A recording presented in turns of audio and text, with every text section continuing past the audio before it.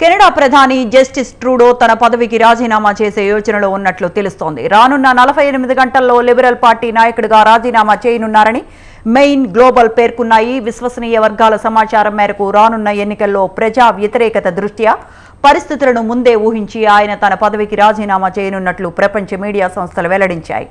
ఈ బుధవారం పార్టీ ముఖ్య నేతల సమావేశం జరగనుంది. ఆ సభలో తన పార్టీ ఎంపీలే తనను బలవంతంగా దింపేసే కంటే ముందే తాను రాజీనామా చేసే దిశగా ట్రూడో ఆలోచిస్తున్నట్లు వారు పేర్కొన్నారు.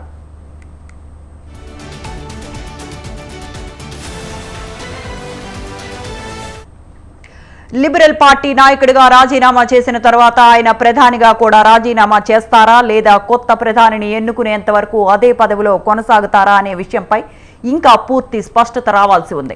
2025 అక్టోబర్లో కెనడా ఎన్నికలు జరగనున్నాయి. ఎన్నికలు సమీపిస్తున్న కొద్దీ లిబరల్ పార్టీ గ్రాఫ్ పడిపోతూ రావడంతో పాటుగా కన్సర్వేటివ్ పార్టీ గ్రాఫ్ పెరుగుతోంది. దీనిపై కొంతకాలంగా ఆందోళన వ్యక్తం చేస్తున్న పార్టీ సభ్యులు ట్రూడోపై ఒత్తిడి పెంచారు. ఆయన ఇద్దరు సహచర మంత్రులు కూడా డిసెంబర్లోనే రాజీనామా చేశారు. ఆ తర్వాత నుంచి ఆయన పెద్దగా బయట కనిపించడం లేదు.